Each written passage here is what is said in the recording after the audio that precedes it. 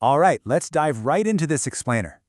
Have you ever actually stopped to think about how the satellites that basically run our modern world manage to just hover there permanently in the sky? I mean, we rely on these invisible machines every single day. Weather reports, television, global communications, you name it. And yet, they're just floating out there, tens of thousands of kilometers above our heads. It's wild. Seriously, picture this for a second. You have a massive machine hurtling through the vacuum of space at thousands of miles an hour. But if you were to point a telescope at it from your backyard, it would look completely frozen in place, no movement, just locked there. It's a bizarre mystery, really. So today, we're going to unpack the incredible orbital physics that allow a speeding machine to perfectly match Earth's rotation. So here's our roadmap for today. We'll start with the satellite sweet spot, then break down the difference between geosynchronous and geostationary orbits. After that, we'll hit the physics of orbit, the pros, cons, and coverage, real-world applications, and finally, engineering for deep space. Okay, let's kick things off with Section 1, the satellite sweet spot. The sheer precision we're talking about here is, well, it's absolutely mind-blowing. Geosynchronous Earth orbit, or GEO for short, is a high Earth orbit where a satellite completes one single revolution in exactly one sidereal day. And fun fact, a sidereal day isn't your standard 24 hours, it is exactly 23 hours, 56 minutes, and 4 seconds. By matching the Earth's rotation down to the literal second, the satellite locks into a constant position relative to our planet's surface. It's not just floating aimlessly, it's locked in this perfectly synchronized dance with Earth. Moving right along to Section 2, geosynchronous versus geostationary. Now, these two terms get thrown around interchangeably all the time, but there's actually a massive difference. In a standard geosynchronous orbit, the paths can be a bit tilted or elliptical. If you were tracking one of these from the ground, it wouldn't sit still at all. It would actually trace this giant figure 8 across the sky throughout the day. But a geostationary orbit? That is a highly specific, perfectly circular orbit with zero inclination. Because it's perfectly flat and circular, it appears totally fixed over one single point on the equator.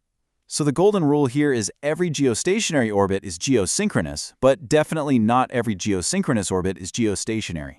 Think of it literally like baking a cake, where you absolutely cannot mess up the recipe. To pull off this illusion of sitting perfectly still, the satellite needs 4 very specific ingredients. First, it has to be positioned directly over the equator. Second, the orbit must be perfectly circular, like zero eccentricity. Third, the orbital period has to be exactly one sidereal day. And fourth, it's got to travel from west to east, moving in the exact same direction the Earth is spinning. If even one of those is slightly off, boom, the illusion is broken, and the satellite starts drifting across the sky. All right, let's get into the nitty-gritty. Section 3, the physics of orbit. 35,786 kilometers. Seriously, let that number sink in for a second. That is the exact altitude above the equator you need to hit to achieve GEO. It is incredibly far out there. To put that into perspective, the Earth's radius is roughly 6,371 kilometers. So these satellites are orbiting at a distance of about 6 whole Earth radii away. Getting heavy equipment up that high requires massively powerful launch vehicles and some serious extra propulsion just to push it into its final slot after launch. Now, to stay up there without, plummeting back into the atmosphere or zooming off into deep space, the satellite has to travel fast, roughly 3.07 kilometers every single second.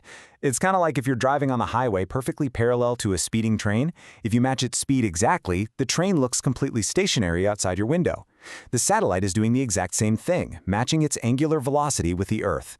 And this precise balance of gravity and speed is a huge perk for us. It's the exact reason why the satellite dish on your roof doesn't need fancy motors to track it. You just point it once, and you've got a permanent connection. Which brings us to Section 4, pros, cons, and coverage.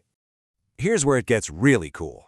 Just one single GEO satellite constantly covers almost a third of the entire Earth's surface, a 33.3% footprint from just one piece of hardware.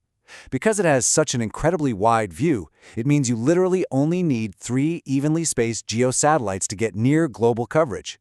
The only blind spots are the extreme north and south poles where the viewing angle just kind of drops off.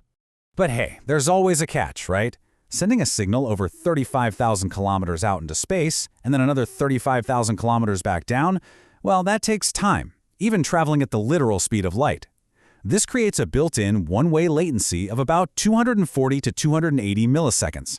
That delay is exactly why you might awkwardly talk over your coworkers on a satellite video call, or why you'd totally lag out if you tried playing an intense online multiplayer game that needs split-second reactions. So when we look at the big picture and compare low Earth orbit and medium Earth orbit to GEO, GEO is hands down the granddaddy of them all. High altitude, high delay, but massive coverage. See, a LEO satellite zips around the Earth in just 90 minutes. Great for low delay, but its coverage area is tiny, and it's constantly fighting atmospheric drag. GEO, on the other hand, is chilling way out there with zero drag, taking 24 hours to orbit and blanket covering entire continents. It's the undisputed king for continuous regional broadcasting. So why does all this actually matter to you and me? Let's talk about it in Section 5, Real-World Applications. This tech is literally the invisible backbone of modern life. You know those terrifying time lapses of a hurricane approaching the coast on the evening news? That's only possible because a GEO satellite is hovering there taking continuous photos of the exact same spot over time. It's also an absolute lifeline for global telecommunications, tracking wildfires, running disaster warning systems for floods, and even hosting incredibly secure strategic communication networks for the military. And these aren't just ideas on a whiteboard. Right now, as we speak, international heavyweights like India's INS-AC series, or Europe's Meteosat, are up there hovering, silently managing everything from maritime shipping routes to severe weather alerts. Systems like Intelsat and Inmarsat are out there providing completely unbroken internet and communication links for commercial flights and ships navigating the absolute most remote oceans on the planet. All right, final stretch. Section 6, Engineering for Deep Space. Okay, I want you to imagine taking your laptop, tossing it into a freezing desert, and then blasting it with intense cosmic radiation for about 20 years. To survive an environment like that, engineers use something called station keeping. Basically, the satellite fires these tiny thrusters just to fight off the gravitational tug of the moon and literally the pressure of solar winds so it doesn't drift. They have to wrap them in specialized multi-layer insulation to survive brutal temperature swings. They use heavy radiation-hardened electronics so the computers don't just instantly fry from cosmic rays. And on top of all that, they pack them with massive solar arrays and huge batteries just to keep the lights on and the data flowing 24/7. So, to wrap this explainer up, I want to leave you with something to chew on.